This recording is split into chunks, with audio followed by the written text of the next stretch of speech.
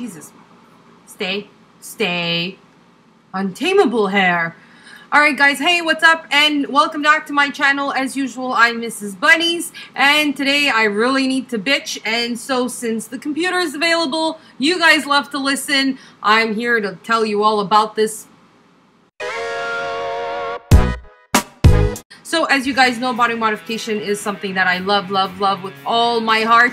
And it's something that I enjoy doing on a regular basis. So like I posted prior to this specific video, I'm looking at the past comments that were done on my how to stretch videos. So I had two, one how to stretch for beginners and one how to stretch the easiest way possible. So I've been having comments, and I'm in a lot of piercing and how to stretch groups and body modification groups, and I've noticed that a few people, when I give the advice to use the water bottle method, refer yourself to the video if you don't know what I'm talking about. It's basically a string hanging with a bottle of water to give weight to your ear to be able to stretch it for a period of time of about 30 to 45 minutes. I obviously don't tell you to put a fucking gallon of water on it, and there is nothing wrong with my method.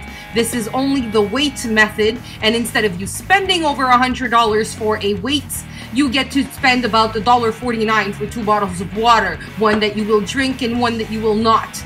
And so that's basically, you know, what I'm talking about here. People have commented below. One, if you want to give your advice or opinion, I don't mind. Don't start it with, this is the stupidest thing I've ever heard, because honestly, you're the stupidest thing I've ever heard. So, let's go back to this. A lot of groups that I've participated in have told me that there's only 2 ways to stretch your ears. And this to me is just,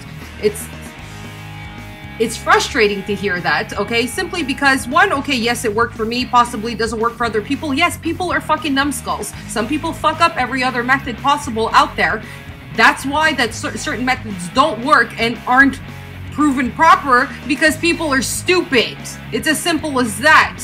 Just when you use a taper, you don't use 7 fucking sizes too big for the fucking hole. Anyways, I've participated in some groups on Facebook about ear stretching, plugs, certain materials that you can use, etc., etc., the density of certain metals that you should be recommended to use in your ears to avoid any infections or irritation to the inside of the lobe. Now, to elaborate on that, the host of the actual page that I attended, which I won't mention because they don't need any fame from this, I found completely ridiculous, and I had to vent, guys, because this was just so funny.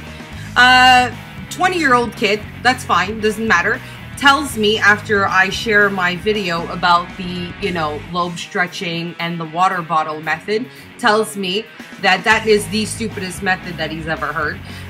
Aside from that, he also mentions that there's only 2 ways to stretch your ear. And he tells me he's really well backed up on information because he used to be, and wait for this, I will write it here as I'm saying it, a ex-piercer apprentice. Now, I don't know how you become an ex-piercer apprentice. Usually, you know, you apprentice, do your apprenticeship fully, and then become a piercer. So you're an ex-piercer apprentice.